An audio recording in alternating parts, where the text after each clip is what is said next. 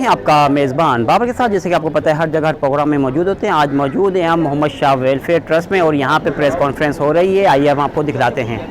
ये मुसलसल जो है मुझे हरासमेंट कर रहे हैं, केएमसी का हमला है और यहाँ के कुछ गोरकन हैं वो हैं, उन्होंने मुझे बहुत तंग करके रखा हुआ। क्योंकि उसकी वजह ये थी कि मैं कब्रस्तान में जो डबलिंग वगैरह का काम हो रहा था या जो मुख्तलिफ जगह यहाँ पर बेची जा रही थी उसके ऊपर आवाज़ उठाई थी। और मैं कब्रस्तान के अंदर जो कब्रें पुरानी हैं उनको रजिस्टर्ड कर रहा था, वो उनको अच्छा नहीं लग रहा था। उसमें इकबाल परवेज़ साहब को भी अच्छा नहीं लगा कि कब्रें क्यों रजिस्टर्ड कर रहा है, कब्रें रजिस्टर्ड हो जाएंगी तो टूटेंगी नहीं। इस वजह से ये मेरे दुश्मन बन गए।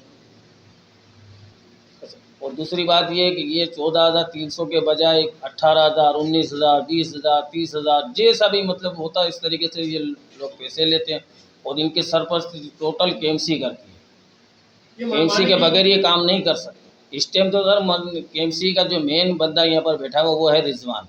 रिजवान से ऊपर है इरफान उर्फ काशिफ, फिर उसके ऊपर है इकबाल परवेज़, जो कि इनकी सरपरस्ती के नीचे जो काम कर रहे हैं। सुल्तान गोरकन है, तनवीर है, मुनीर है, और मैं आपको उनकी तस्वीरें दूंगा। ये सारा अमला इन चीज़ों में मुलविस है। सर ये कब्रस्तान 1963 में आबाद हुआ था और इसकी एक जो है वो 114 एकड़ है ज़मीन टोटल।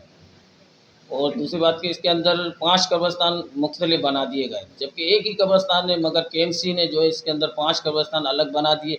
ना उधर उसकी केएमसी की रसीद है, ना उस पर केएमसी का चालान जमा होता है, सिर्फ हमारे पे प्रेशर होता है कि बस आप करो। और 5 कब्रस्तानों में नहीं। मैंने मुख्तलिफ महकमों में कार्रवाई की हुई है, कोर्ट में भी मैंने वो करा हुआ और कोर्ट से मैंने स्टे आर्डर भी लिया हुआ, तो स्टे आर्डर को भी ये लोग नहीं मान रहे। मसला सारा ये कि जब मैंने 2-3 गोरकनों को बेनकाब किया, उनकी जो चीज़ें यहाँ पर देखी कि भाई आप इस तरीके से नहीं करो, जिसमें बाशुमाल पहला नंबर है तनवीर। उसको मैंने देखा था कि एक जगह उसने 1,80,000 रुपये की किसी को बेची थी। नईम जमाल उनका नाम है, उनके वालिद साहब की तदफीन हुई थी, तो उससे 1,80,000 में इसने एक बाउंड्री वाल बेची जिसके उसने 40,000 रुपये एनी टाइम लिए थे। मैं उस मसले पे इनको बात कर रहा था। वो दिन था जुम्मे का दिन था और इतवार के दिन उन्होंने मेरे पे FIR कटवा दी, क्योंकि मैंने कहा था कि मैं पीर को जाके कंप्लेन केएमसी में करूँगा, मगर उससे पहले ही इन्होंने मेरे पे FIR कटवा के भत्ते की मैंने बंद करवा दी। 2025 से पहले और 2025 तक वो हम लोग ही करते थे, तमाम लोगों की चीज़ें हम लोग वसूल करते थे। उनके तमाम चीज़ें लेने के बाद फिर मैं उनका फॉर्म भरता था, फॉर्म भरने के बाद थाने से अटैच करवाता था, थाने से अटैच कराने के बाद यूसी नाजिम से अटैच करवा के महकमा कब्रस्तान से मैं उसको मंजूर कराता, तो मैं ही कराता था। डायरेक्ट कोई भी बंदा यहाँ से नहीं हो सकती, हमारे ट्रस्ट के मकसद मकासद में लिखा हुआ है।